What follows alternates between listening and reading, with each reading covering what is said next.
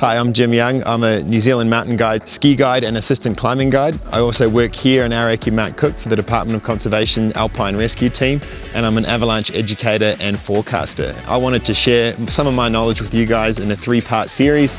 I hope you guys enjoy and I hope you learn something.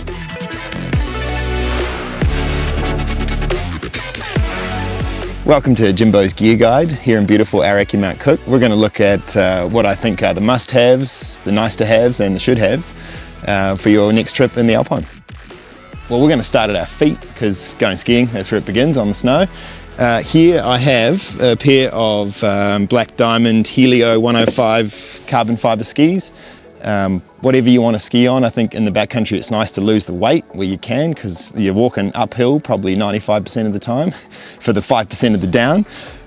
Got also some lightweight carbon fibre touring poles because you wouldn't believe it, all the motion throughout the day, thousands of times planting poles. It's good to lose a few grams. And the good old trusty large rubber ski strap, wouldn't be without it. So now we're going to look at the boots, next things up from the skis. Me personally, skiing a pair of these Scarpa Mistrale XT, which really like. Quite an industrial boot, strong, lightweight, again, keen to count those grams. Really comfortable Scarpa Intuition liner, and I've also put a custom booster strap on the front here just to stiffen them up a little bit more from what they come out from factory and give that close to downhill boot feeling in the backcountry. So yeah, the last thing that goes on your feet is obviously your skins. Again, nice and light. Like to cut down on the weight when I'm going downhill and when I'm walking uphill on my feet. And the key thing is good glide. So these are the BD mohair mix. So typically the mohair designs lose weight and they just glide that little bit better. You might get 10% more efficiency on your stride, and that just equals more turns in your day and more energy for the good parts. So we'll talk about crampons. There's 2 schools of thought in crampons. There's stainless steel, really strong, very reliable, generally speaking in New Zealand mountain conditions, kind of the go-to. And then also you have aluminium. I'm always a little bit cautious with aluminium crampons. They work really well in firm snow conditions. In glacial ice or water ice, you'll find that aluminium crampons can bend, and they don't offer you that sort of same durability. And in the mountains, with crampons, things on your feet, durability equals security. Really important thing with your crampons is just to ensure, correct compatibility with your boots. So the best friend of the crampon is the ice axe. In skiing, we've got a big choice depending on what we're doing. A lot of people will probably be familiar with the more traditional straight shafted ice axe. Works a treat, nice and long, 65 centimeters. Into my more mixed ski mountaineering, sort of general mountaineering use, I like to have a reverse pick, and you'll also notice a slightly curved head, which is really nice with these trigger grips, because then you can dagger correctly and be able to rest your hands there. So really good for mountaineering, and a rubber grip, so you can swing your tools correctly, especially if you have 2 of them. And then for lightweight ski touring, like what we might be doing in the next couple of days here, is really lightweight aluminium axe. Still got a curved head, still got a trigger grip, and a reasonable traditional shaped pick here. And this would be my pick for a lightweight ski touring objective. It doesn't matter what brand you use, the recommendation is for all professional and recreationalists is a digital 3 antenna transceiver. This one here from Black Diamond, really good, manufactured in conjunction with Peeps. 3 antennas, has a digital and an analog mode, really good signal and really good battery life. The trusty probe, a piece of equipment, underrated maybe for what it achieves. Key thing is that it's the right correct length. The minimum I would suggest is 240 centimeters, and this one here is a nice lightweight carbon fiber one from Black Diamond. So again, just keeping the grams down, but it'll do the job on the day. The shovel.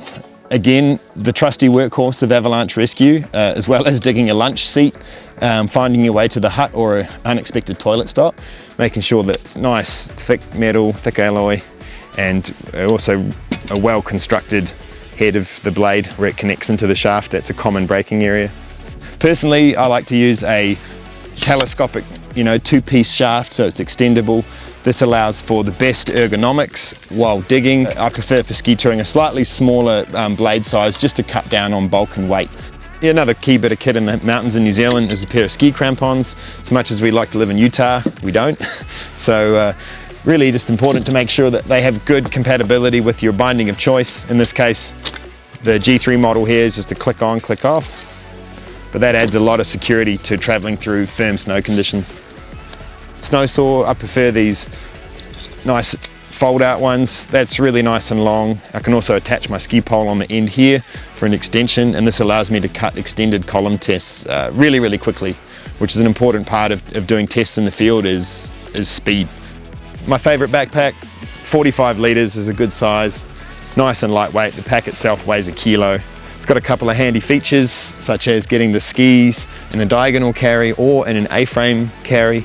We've got dual ice axe holders here, really helpful when you've got all your tools. Crampons stuff into the bottom, really nice. Couple of good easy pockets, keep stuff stashed like ski straps and things, and just a really comfortable harness. So when you're doing big days, you can move quick and nice and ergonomic.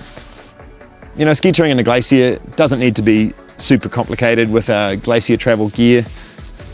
Nice lightweight harness, ergonomic, not very heavy. Some long sling, some long prusik, beaner or two, 3 or 4 lightweight locking carabiners.